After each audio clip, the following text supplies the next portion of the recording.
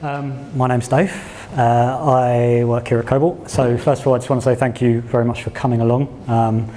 This is obviously something that we're trying to do a bit to spread ourselves as well as give back to the community a bit. So cheers for turning up, especially on a day like today. Sorry the balconies aren't open. We weren't allowed, but next time they will be open, so you can come and it will be nice and sunny, I'm sure. Definitely won't be raining. So I'm going to talk a bit about where Kobalt has come from. So broadly, a quick bit about me, a bit about Kobalt. What am I going to talk about? Some context. I don't know really why I did this, but just so that you know what's happening. Some people and process change, what we've gone through, the technical changes we've gone through, where we are now, where we're going. All in the context of kind of moving towards a better suited technology stack and process for us, which hopefully will become clear soon. So about me, graduated in 2009, computer science. I got lucky. My second interview was here at Kobalt. I quite liked it. They appeared to like me, so I joined up. I'm now senior manager. I look after our team that's in charge of royalties and statementing. And I'm also a member of kind of our architecture steering group, which is relatively new, our technical management group. But broadly, just a team lead and kind of one of the slightly old timers that have been here.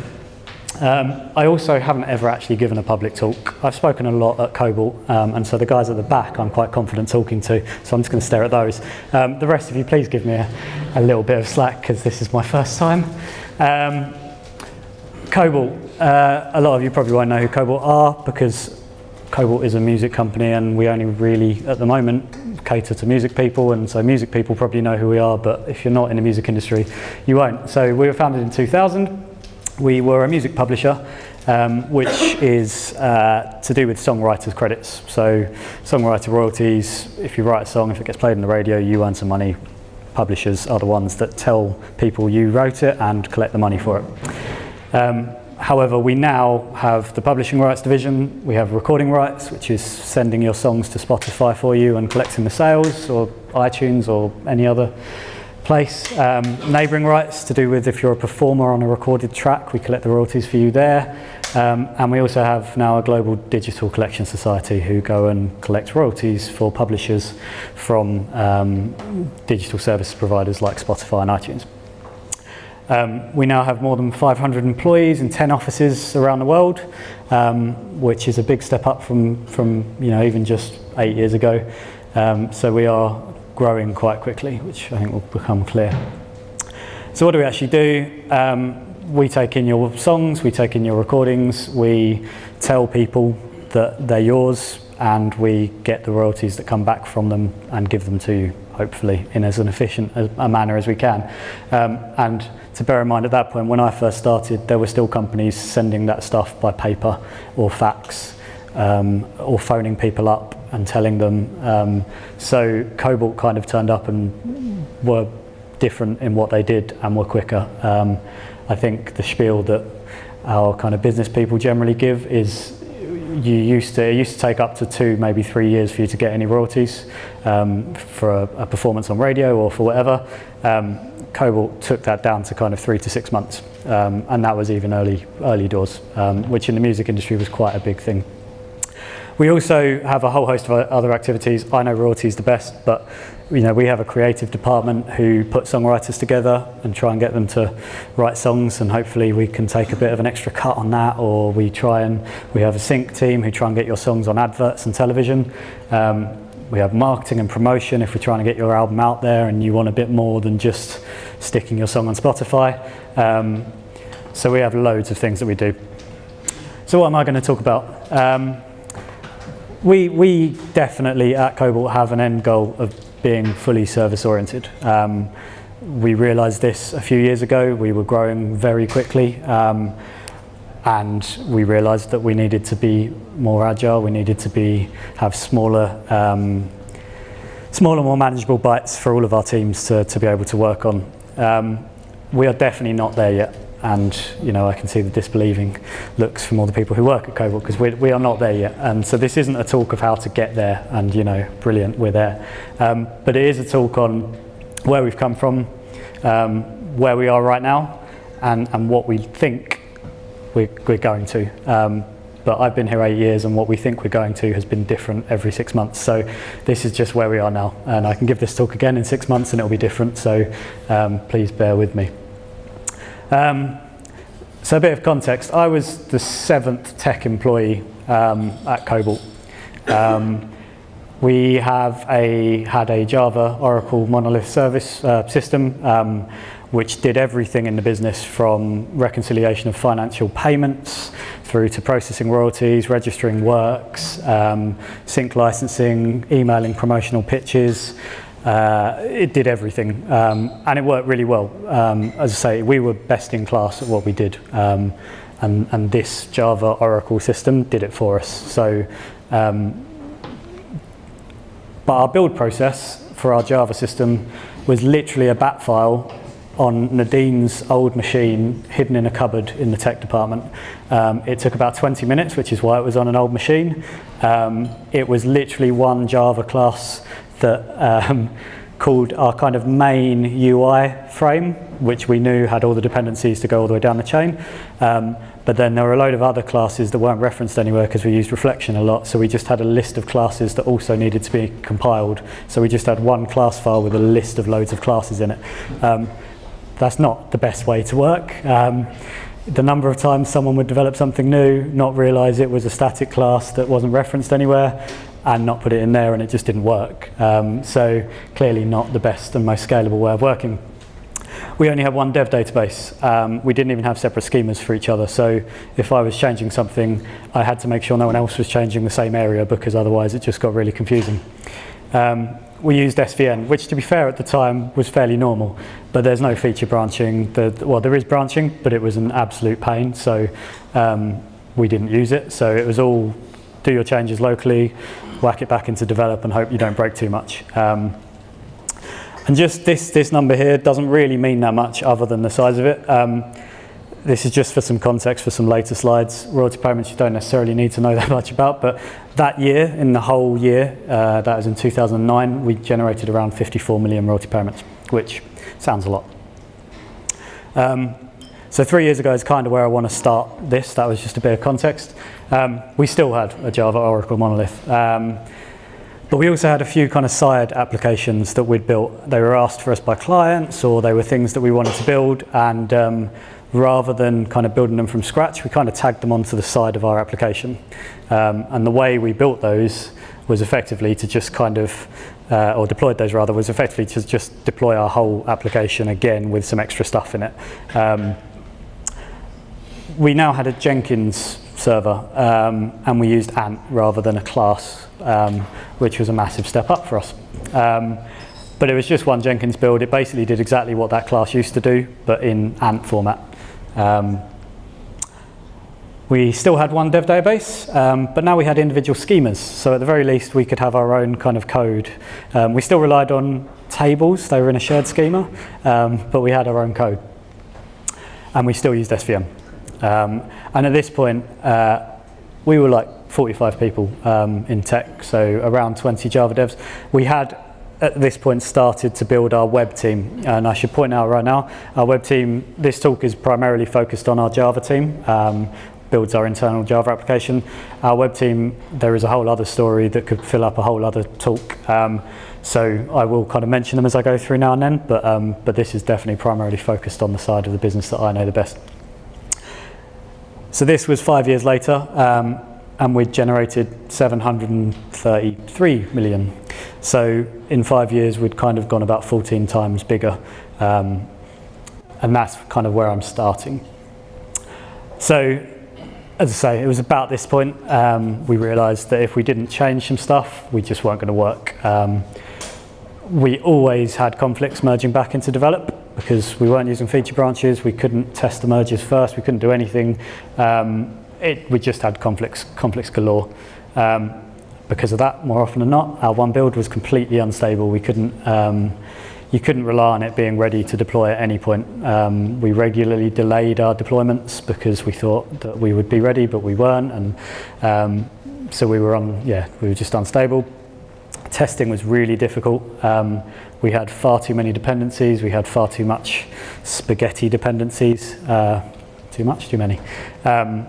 It made it difficult to mock things. It made it difficult even just to go through and manually test things, because everything was just, you couldn't work out what you'd changed and how that might affect other things. And also, everybody worked on everything. So everybody had a broad knowledge, but there were only kind of 2 or 3 people who actually had any depth anywhere. So our developers were really good at identifying problems and where they might be, but weren't so good at knowing exactly, you know, the technical reasons why things had gone wrong, or how we might fix it, or how it might affect other things.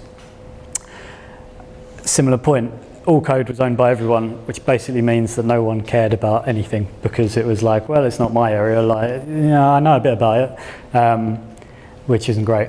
And then this is the biggest point. Our database, as I say, has done loads for us. It's still there, it's still doing loads for us, but it's far too tightly coupled to our application. So we couldn't make, you know, you couldn't just change something and deploy the Java. You had to also deploy a load of PL/SQL into the Oracle database, which means that you can't do that on the fly, because we don't have 2 Oracle databases that we can easily just switch and load balance and change.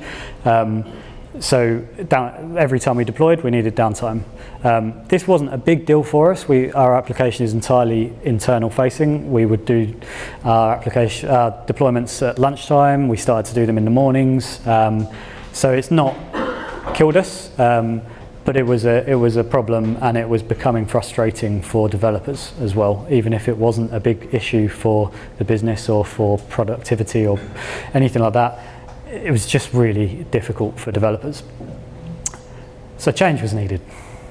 But before we could really delve into the technical side of the changes and what we might do to move towards kind of a service-oriented world, we needed to change kind of who and what we were in terms of process and people.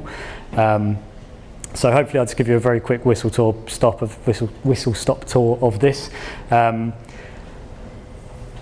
Our 40-odd coders, we turned into around 12 teams. That's where we are now. We failed on this a few times on the way. We got the teams wrong, we got their responsibilities wrong, we had too many cross responsibilities. And equally, this doesn't show our shared teams. We have an Oracle team, we have a platform team, we have QA team. So this is just our Java developers, and all the, as I say, the web stuff is also separate.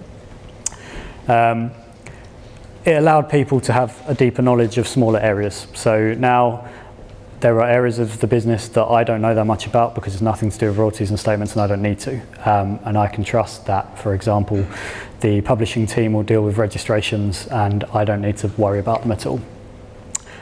Which in turn improved code ownership. People cared about the area they were working in, because, you know, it was stuff they were going to have to work on. And it started to improve kind of team autonomy. People felt like they could do what they needed to do for their area without having to ask a load of people what was going on, or whether it would affect them, or anything like that.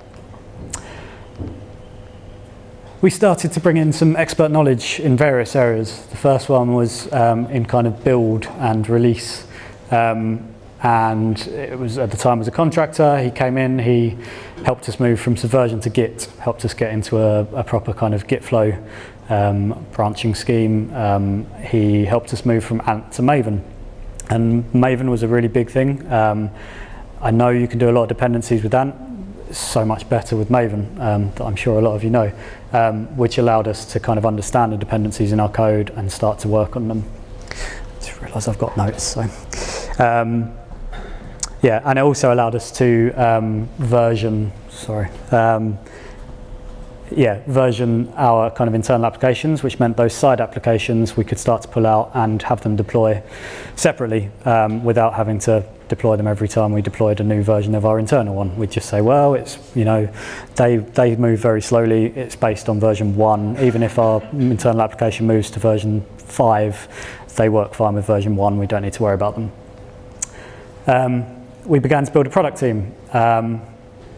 I think it sounds really simple now, but you know, a product team comes in with a lot of experience of agile. They come in with an ability to properly define requirements and gather specifications, which at the time was entirely done by our development teams. So our development teams were talking to the business. They were working out the requirements that the business want. They were trying to specify them, get the technical spec, trying to work out the user acceptance test for them.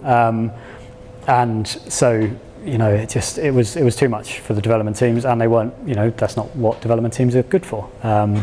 So it also enabled us to start to componentize our products as well as our code. So by separating our products out into kind of a publishing area and a recordings area, and being able to have business stakeholders and a product owner for those areas, made it a lot easier for us to then later be able to separate out our code.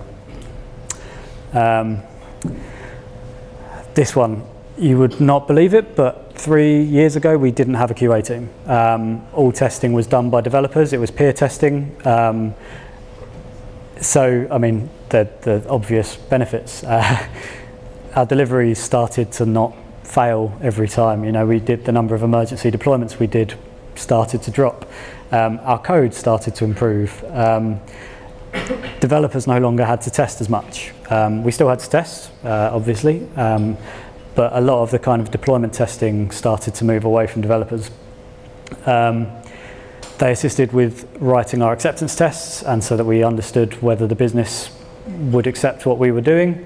They helped us write some automation testing, and to be honest, the biggest thing, testing for us, and I was guilty of it, I probably still am guilty of it at times, testing was always you build it, you make sure it works, and then you go for a round of testing, like, and you know, but by that point I've already thrown it away, like I've chucked it over the fence, I don't care. Having QA people on our teams really helped. It meant that people kind of were sat there next to you and you thought, actually, how easy is this going to be to test? Or you asked them, what do you think that should do? What, you know, should that be that way? Should we try and make it better? And I think that was one of the big changes that we started to introduce. And then I'll talk about this one a bit more, but we have also over the last 3 years started to build an architecture team. Started with a kind of a platform architect. We've now got data architect, we've got a Java specific architect. It allowed us to start to develop our kind of standard frameworks for where we want to go with services, and it gave us more confidence to actually be able to change things, because we had the feeling that someone might actually know what we were doing, which, yeah, is always good. So that kind of was the foundation point, and that was us. You know, we needed those changes, we needed those new teams, we needed those new processes before we could even think about changing any of our code. All of those changes have happened broadly over the last 3 years, not all in that order, and some of this stuff that I'm about to talk about happened midway and we didn't have an architecture team when we were doing it, but broadly that all had to happen before we could start most of this stuff. So before we even thought about service-oriented architecture, we realized that we needed to kind of modularize our code a bit. So once we were on Maven and we had an expert on Maven and build process, we started to pull apart our code. SACS there is what we call our system, but it was all in one code base, it was all in one build mechanism. So we were able to start to pull out, you know, the core stuff, the stuff that we don't think will change very much, is needed by a lot of things, shouldn't have that much development happening, the SAC stuff, which is changing with business requirements, the side projects, which are relatively stable, but, you know, should be separate.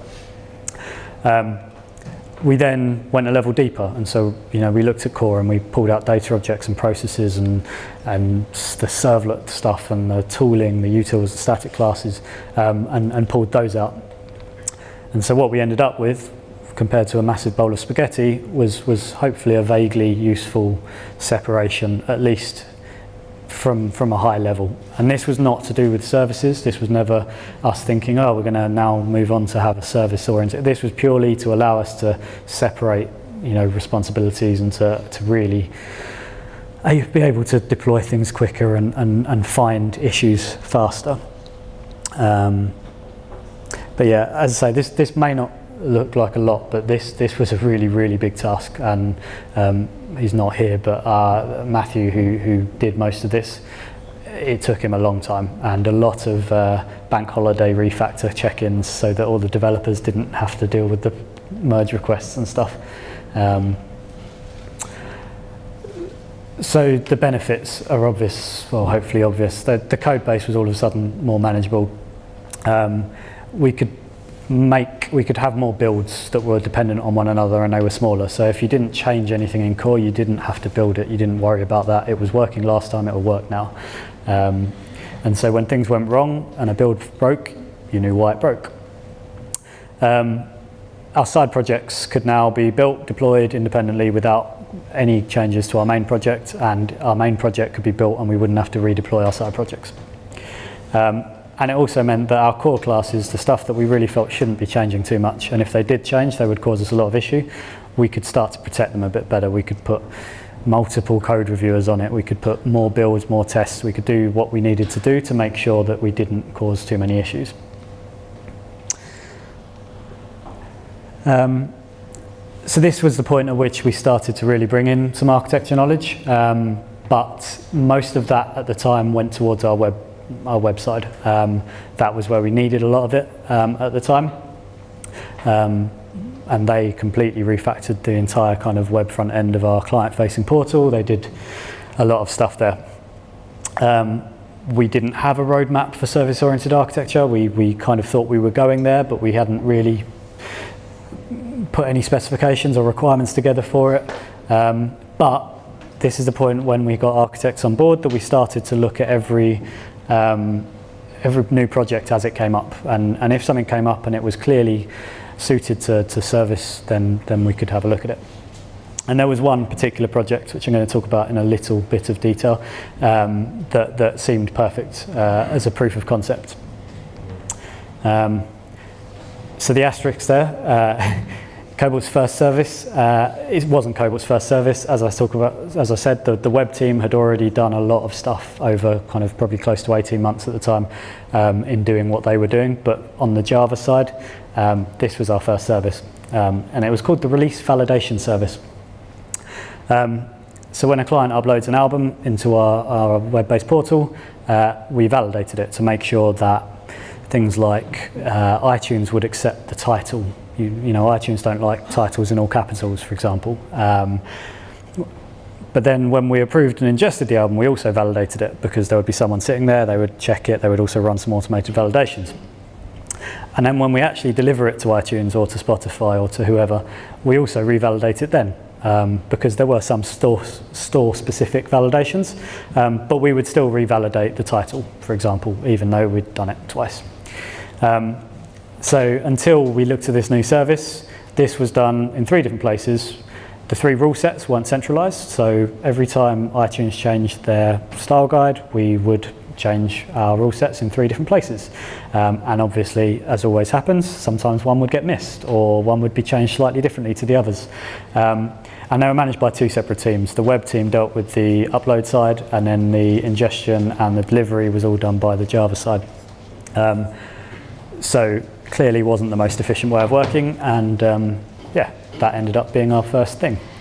The things that made it ideal, it was high priority for Java and web, and the web team had already been working on services and doing a lot of this stuff. So we were able to learn from them, we worked with them, we formed a bit of a team between web and Java, and we could share the knowledge and learn a bit of what they've already done. It needed to be API based, and our current system didn't have any way of kind of really doing that. So again, made sense for it to be if it was going to be a new set of technology, we might as well try and do it in the way we want to go. And on the Java side, it was adding a huge amount of load to the database when it didn't really need to. We deliver, even if we only get 10 albums in a day, which we get a lot more than that, those 10 albums are going to go to probably 40 different stores. So, and there's a validation that runs for every one of those deliveries. So, you know, this was running a lot and hitting our database a lot. And in some cases, for a simple string check to say, is this all caps, or is this init caps, or has this got feet with FEAT instead of FT? You know, and that's not what an Oracle database is designed for. It's not what, you know, it's using the wrong tool for the wrong job. And then also the validations change regularly, maybe not super regularly, but they change. You know, might be iTunes, might be Amazon, might be somewhere else. They might decide that now they want album art to be 1400 pixels by 1400 pixels when previously it was 600 by 600. So every time previously when we had to change that, we changed it in 3 places, and 2 of the places were in our code base and required new deployments. And for a business that needs to be able to deliver today, when a thing changes and we say, oh well, we can't get it in for another 2 weeks, there's 2 weeks worth of us getting, you know, tickets from iTunes because we're not up to scratch. So as I say, at this point we hadn't specified what services should look like for Kobalt. We hadn't specified anything to do with them. But Dawn, our architect, came up with a couple of basic principles. Should be independently deployable and testable. I think that's relatively obvious. We were going to use the latest stable versions of mature, popular third-party libraries. That also included Java. We were still using Java 1.7 at the time, and we, you know, said why not use Java 1.8 for this? It's independent. There's no reason not to. And popular third-party libraries, you know, we weren't going to just go and use some thing that's got 1 star on GitHub because it happens to do text matching. We would use mature kind of Apache type libraries. We were going to use frameworks for most of the heavy lifting, because why write all this code when you can just use a framework that will do most of it for you? So in this case, we use Drop Wizard, which comes kind of packaged with Jackson for JSON. It comes with loads of other bits and bobs, and meant that we could concentrate on the business and not on writing an API framework. And it was going to be pure Java. As I said earlier, one of the biggest problems we have with our current system is the tight coupling with our database. The 4th point there is entirely dependent, or is a massive dependency for the first point.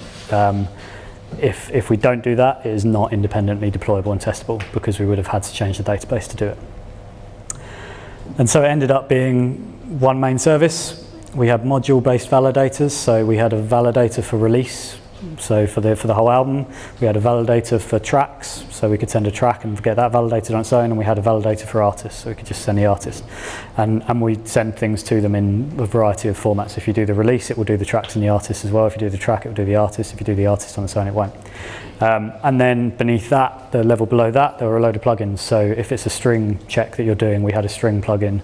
If it's an allowed value set, we had an allowed value set plugin. If it's detection of duplicates in the system, we had a dupe detection plugin, and I'm sure you can see where this is going. We had lots of those kind of things, so that, you know, if all of a sudden we needed to change something to do with how we match strings, we could do it without affecting allowed value sets or duplicates or anything like that. So that project is basically done. It's deployed. The web front end is using it in our new beta upload service. We are still working on it. It's still working on getting it deployed for the 2 other areas. But it's been a big success, and one of the biggest successes, I think, and I don't know if any of them are here, is that the team have really enjoyed actually working on it, because for once they're not working on a big system that has a load of dependencies that they can't really play around with. They could do what they needed to do with it. They could build it, deploy it, they could test it, and it made it a lot quicker and a lot more interesting for a developer. So at this point, our proof of concept has proved the concept. And we are very happy with how that's gone, and we are definitely looking at new areas. So where are we now? This is a throwback to the previous slides. We've got 120 tech employees now. Somewhere around 50 of those, I think, are on the Java side. Somewhere around 30, I think, are shared, and around 20 are on the website. That's probably slightly iffy, but around those kind of numbers. We now build our applications using Maven, and we have 25 Bamboo builds for the Java side. If you take into account the web side, I think it goes up into the region of 170 odd. We are now using Git, obviously, with a variation on Git flow, and in a couple of cases, a kind of recursive Git flow, because we have a team that needs to, we have obvious, if not completely separated code ownership. So a lot of our code is still in one code base. As I said earlier, we're not finished. But teams know which code is theirs, and teams know, if there's a problem with that, you go to that team. There's a few bits that are still kind of broadly shared, but mostly teams know who owns what. And we've started the beginnings of some service-oriented architecture documentation, which I'll talk about in a bit. And we've got some examples of services that we're actually using, or some prototypes for someone to be able to go and look at, check out, see what's going on with it. And we're now targeting which areas of the system suit extraction best, which ones are we going to go for. And again, that'll come up in a minute. And so we started 9 years ago, 54-ish million royalty payments. 3 years ago, it was 733-ish million royalty payments. Last year, it was 3.4 billion royalty payments. That growth has continued the whole time I've been here, clearly. And I'm not, as I say, the context of that is more to compare it to where we've been rather than to compare it to other people. Clearly, we are not a bank. There are banks dealing with a lot more. I'm sure some of you have companies that are dealing with huge amounts of things, but the level of growth that we've kind of sustained while I've been here, and if you consider that 732 to the 3.4, that's all happened while we've been doing all the changes I've been speaking about. We've had to keep the lights on all the way. We have businesses that can't accept downtime, too much downtime. They're quite friendly, they're nice enough, but we can't say to them, sorry, we need a month to go and build something brand new, because in a month they will have had a load of requests that need doing. So yeah, I'm pretty happy with how we've gone. So now what? And I promise there's not long left. So after that proof of concept, we've continued to build on our architecture team and our architecture kind of processes. We have 2 prongs to our next stages. One, begin to properly document, and as I said earlier, get some documentation in place for what we think service-oriented architecture means. So what are the minimum specs for our services, for our libraries, for our technologies? Which frameworks are we happy to use? Which ones aren't we? Which ones have we tried and said, no, this just doesn't work?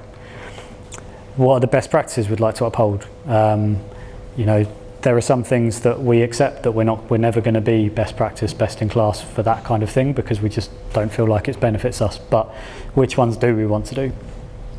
And then get some example services so that our developers can kind of sit there and say, I'd really like to start looking at something new. I think I want to use it as a service. How can I do that? And you can go and you can look at our example services. You can check it out. You can look at the frameworks we're using. You can look at how we're calling them, and start to understand what we think a service looks like. The second prong is to understand where we are right now and work out where we can best utilize services to really improve our system. So where is there the most pain? That's obviously a high priority. If we feel like there's an area that just won't scale, or an area that's causing too much operational load, or an area that is just the most painful, really, then maybe that's the best place to start. But there might be some easy options, some low-hanging fruit, some real edge cases that we could take it away. And to be honest, we could probably take it away full time and no one would notice it's gone until we bring it back. Those kind of ones. But then equally, it may be the more difficult ones that are most beneficial, because if you can take out something that's right at the middle of the knot and pull it right out and have it, separated there, then you may get a lot of benefit from a lot of different areas. And to be honest with you, we're still working through a lot of this stuff. So I think I've probably missed a load of stuff that I had in my notes because it's behind me. But so yeah, that's where we are. And I hope that this has been vaguely interesting to you guys. As I say, I've seen a couple of talks like this and I was a bit worried because we're not there. We are not a perfect article. We have not finished everything, but we know kind of where we're going. We feel like we've done the right things as we've gone along. We've made a few mistakes, and actually, hopefully, it's been quite beneficial to you to see that not everyone is the perfect example of a company that switches and goes, oh, we're using microservices tomorrow. Good, brilliant, lovely. It's not that easy. This has been, to be honest, it's been 9 years in the making, but it's certainly been 3 years in the making. And we've still got probably 5 years to go before we're even near finishing what we want to do. So yeah, maybe I'll do another talk in a year and see where we are. But thank you.